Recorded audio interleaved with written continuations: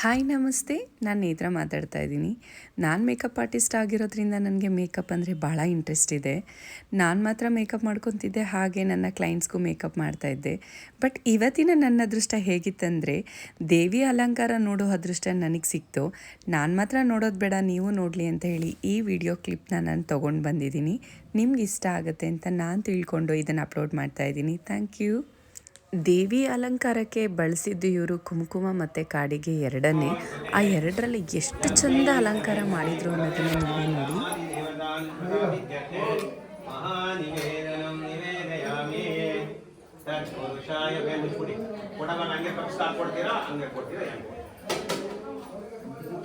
ಸತ್ಯನಾರಾಯಣ ಸ್ವಾಮಿ ಹಂಗೆ ಕೊಡ್ಬೋದು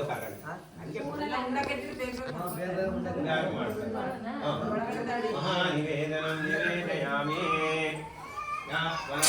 ಫಲಾಹ ಪುಷ್ಪಾಹ ಪುಷ್ಪಿಣಿ ಹೃದಸ್ವತಿರ್ಸ್ಥಾನೋ ಮುಂಚಂತಕನ್ಮತ ಕಥಾ ಶ್ರವಣೇ ವಿನಿಯೋಗಃ.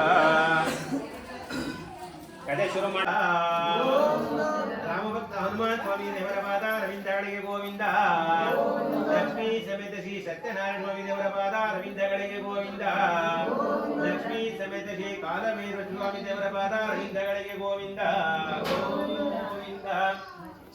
ಸ್ವಾಮಿ ವ್ರತವನ್ನ ಸಾಮಾನ್ಯವಾಗಿ ವರ್ಷದಲ್ಲಿ ಒಂದಾವರ್ತಿ ಕಾರ್ತಿಕ ಮಾಸಗಳಲ್ಲಿ, ಶ್ರಾವಣ ಮಾಸಗಳಲ್ಲಿ, ಪರ್ವ ದಿನಗಳಲ್ಲಿ ವರ್ಷಕ್ಕೊಂದಾವರ್ತಿ ಈ ಒಂದು ಸ್ವಾಮಿಯ ಕಥೆಯನ್ನ ನೆರವೇರಿಸಿಕೊಂಡು ಹೋಗ್ತಕ್ಕಂಥದ್ದು ನಮ್ಮ ಹಿಂದೂ ಧರ್ಮದಲ್ಲಿ ಅವ್ಯಾಹಕವಾಗಿ ನಡೆದುಕೊಂಡು ಬಂದಿದೆ. ಮಕ್ಕಳ ವಿವಾಹ ಕಾಲದಲ್ಲಿ, ಮಗುವಿನ ನಾಮಕರಣ, ಹುಟ್ಟಿದ ಹಬ್ಬ, ಗೃಹ ಪ್ರವೇಶ ಸಂದರ್ಭದಲ್ಲೂ ಕೂಡ ಈ ಕಡೆ ಗಮನ ಕೊಟ್ಕೊಡಿ. ಎಲ್ಲರೂ ಈ ಒಂದು ಎಲ್ಲರೂ ಕೂಡ ಕರೆದು ಈ ಒಂದು ಸ್ವಾಮಿಯ ಜೊತೆಗೆ ಆ ದೇವಿಯಾಗಿರ್ತಕ್ಕಂಥ ಲಕ್ಷ್ಮೀ ಸ್ವರೂಪಿಯಾಗಿರ್ತಕ್ಕಂಥ ತೇಜಗಿರಮ್ಮ ಈ ಪಾಲ್ಗುಣ ಮಾಸದಲ್ಲಿ ಬರ್ತಕ್ಕಂಥ ಹೇಳ್ತಾ ಇದ್ರು ನಮ್ಮ ಅಜ್ಜಿ ತಾತ ಅವರ ಯಾರು ಹೇಳಲ್ಲ ಅದನ್ನ ಅಣ್ಣ. ಸಮುದ್ರ ವಸಲೆ ದೇವಿ ಪರ್ವತಸ್ಥರ ಮಂಡಲೆ ವಿಷ್ಣು ಪತ್ನಿ ನಮಸ್ತುಭ್ಯಂ ಪಾದಸ್ಪರ್ಶಂ ಕ್ಷಮಸ್ವಮೇ. ಏ ಭೂಮಿ ತಾಯಿ, ನೀನೇ ಕೊಟ್ಟಿರ್ತಕ್ಕಂಥ ಈ ಧರೆ ಒಳಗಡೆ ಒಂದು ಕುಟೀರವನ್ನ ನಿರ್ಮಾಣ ಮಾಡಿದ್ದೀನಿ. ಪ್ರತಿದಿನ ನಾನು ನಿನ್ನ ತುಳ್ಕೊಂಡು ನಡೀತೀನಿ. ಆ ತುಳಿದ ಅಪರಾಧಿಕೆ ನನ್ನ ಕ್ಷಮಿಸು ಅಂತ ಹೇಳಿ ಭೂಮಿ ತಾಯಿನ ನಾವು ನಮಸ್ಕಾರ ಮಾಡ್ತೀವಿ. ನಮ್ಮ ರೈತ ಅತ್ಯಂತ ವಿದ್ಯಾವಂತನಾಗಿರ್ಬೋದು, ಅವನ ವಿದ್ಯಾ ಇಲ್ಲದೆ ಇರ್ಬೋದು, ಆದ್ರೆ ಈ ಭೂಮಿಯಲ್ಲಿ ಒತ್ತು ಬಿತ್ತು ಬೆಳೆಯನ್ನ ಬೆಳಿಬೇಕಾದ್ರೆ, ನೇಗಿಲನ್ನ ಈ ಭೂಮಿಗೆ ಸೋಗಿಸ್ಬೇಕಾದ್ರೆ ನೋಡಿ ಯಾವ ಪುರಾಣದಲ್ಲೂ ಕೂಡ ಬರೆದಿಲ್ಲ ಅಮ್ಮ ಬಂಗಾರದಂತ ಬೆಳೆಯನ್ನ ಕೊಡು ಅಂತ ಹೇಳಿ ತನ್ನ ಸಾಗುವಳಿಯನ್ನ ಪ್ರಾರಂಭ ಮಾಡ್ತಾನೆ.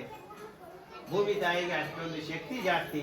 ಸಾಕ್ಷಾತ್ ವಿಷ್ಣುವಿನ ಪತ್ನಿಯಾಗಿರ್ತಕ್ಕಂಥ ಭೂದೇವಿ ಪ್ರಕೃತಿ ವಿಕೋಪಕ್ಕೆ ಹೋದ್ರೆ ನಾವು ಯಾವ ಸ್ಥಿತಿಗೆ ಹೋಗ್ತೀವಿ ನೋಡಿದೀವಿ. ಅತಿಯಾದಂತ ಮಳೆ ಬಂದ್ರೆ ನಮ್ ಕೈ ತಡೆಯಕ್ಕಾಗಲ್ಲ, ಅತಿಯಾದಂತ ಬಿಸಿಲು ಬಂದ್ರೆ ನಮ್ ಕೈ ತಡೆಯಕ್ಕಾಗಲ್ಲ, ಅತಿಯಾದಂತ ಚಳಿ ಬಂದ್ರೆ ತಡೆಯಕ್ಕಾಗುದಿಲ್ಲ. ಯಾಕೆ ಅಂದ್ರೆ ಅದು ಪ್ರಕೃತಿಯ ನಿಯಮ. ಅದು ಅವಳಿಗೆ ಮಾತ್ರ ಗೊತ್ತು. ಏನ್ ಮಾಡ್ಬೇಕು ಅನ್ನೋದು ನಮಗ್ ಗೊತ್ತಿರೋದಿಲ್ಲ, ಭಗವತಿಗೆ ಮಾತ್ರ ಗೊತ್ತಿರುತ್ತೆ. ಹಾಗೆ ಅವಳನ್ನ ಅತ್ಯಂತ ಶ್ರದ್ಧಾ ಭಕ್ತಿಯಿಂದ ನಾವು ಪೂಜೆ ಮಾಡ್ತೀವಿ. ಬೆಳಿಗ್ಗೆ ಅತ್ಯಂತ 3 ಗಂಟೆಗೆ ಎದ್ದಿರ್ಬೇಕು ನಮ್ಮ ಅಕ್ಕಂದ್ರು ತಾಯಂದ್ರು. ಇವಾಗಲೂ ಎಂತ ಗ್ರಾಮಾಂತರ ಪ್ರದೇಶಗಳಲ್ಲಿ ನೋಡಿದೀನಿ, ಇಂಥ ಗೃಹ ಪ್ರವೇಶಗಳಲ್ಲಿ ಮಲಗುದೇ ಇಲ್ಲ ಕೆಲವರು. ಯಾಕಪ್ಪ ಅಂದ್ರೆ ಆ ಭಗವತಿಯನ್ನ ಗಂಗೆ ಸ್ಥಾನಕ್ಕೆ ತೆಗೆದುಕೊಂಡು ಹೋದ್ರು. ನಾ ಗಂಗೆ ಹೊರೋ ಗೈ ಗಂಗೆ ಸಿಂಧು ಕಾವೇರಿ ಜಲೇಶ್ವರ ಚನಿರಿ ಗುರು. ನಮ್ಮ ಭಾರತ ದೇಶದಲ್ಲಿ ಹರಿತಕ್ಕಂಥ 7 ನದಿಗಳ ಹೆಸರನ್ನ ಹೇಳಿ ಆ ಗಂಗೆಯನ್ನ ಪೂಜೆ ಮಾಡ್ತೀವಿ. ನಮ್ಮ ದೇವರ ಮನೆಯ ಕೋಣೆ ಒಳಗಡೆ ತುಂಬಿದ ಚೌರ್ಯ ಒಳಗಡೆ ಆ ಗಂಗೆಯನ್ನ ಇಟ್ಟು ನಾವು ಪೂಜೆ ಮಾಡ್ತೀವಿ. ಗಂಗೆಗೆ ಸಮನಾಗಿರ್ತಕ್ಕಂಥ ದೇವರು ಇಡೀ ಜಗತ್ತಲ್ಲಿಲ್ಲ. ಅದಕ್ಕೋಸ್ಕರವಾಗಿ ಗಂಗಾ ಮಾತೆಯನ್ನು ನಾವು ಪೂಜೆ ಮಾಡ್ತೀವಿ. ಹಾಗೆಯೇ ಮಾತೃದೇವೋಭವ ಅಂತ ಹೇಳ್ತೀವಿ. ತಾಯಿಗೆ ಸಮನಾಗಿರ್ತಕ್ಕಂಥ ದೇವರು ಎಲ್ಲೂ ಇಲ್ಲ, ಅದೇ ಮೊದಲನೇ ದೇವರು. ಅದಕ್ಕೋಸ್ಕರ ನೋಡಿ, ಮಾತೃದೇವೋಭವ ಅಂತ ಮೊದಲು ಬರುತ್ತೆ, ಆಮೇಲೆ ಪಿತೃದೇವೋಭವ ಅಂತ ಬರುತ್ತೆ, ಆಮೇಲೆ ಆಚಾರ್ಯ ದೇವೋಭವ, ಅತಿಥಿ ದೇವೋಭವ ಅಂತ ಬರುತ್ತೆ. ಎಷ್ಟು ಶ್ರದ್ಧೆಯಿಂದ ನಾವು ಆ ಪೂಜೆಯನ್ನ ಮಾಡ್ತೀವಿ ಅಷ್ಟು ಕೂಡ ಭಗವಂತ ನಮ್ಮೊಳಗಡೆ ಇರ್ತಾನೆ. ದೇಹೋ ದೇವಾಲಯ ಪ್ರೋಕ್ತೋ ದೇವೋ ದೇವ ಸನಾತನ ಅಂತ ಹೇಳುತ್ತೆ. ಈ ದೇಹವೆಂಬ ಗುಡಿಯೊಳಗೆ ಆ ಭಗವಂತ ಇದ್ದಾನೆ. ಅದಕ್ಕೋಸ್ಕರ ನಾವು ಮಾತಾಡ್ತಾ ಇದೀವಿ, ನೋಡ್ತಾ ಇದೀವಿ, ಕೇಳ್ತಾ ಇದೀವಿ. ಹೀಗೆ ಈ ಕೆಲವು ಅಂಶಗಳನ್ನ ನಾವು ಮರೆತಿದ್ದರ ಸಲುವಾಗಿ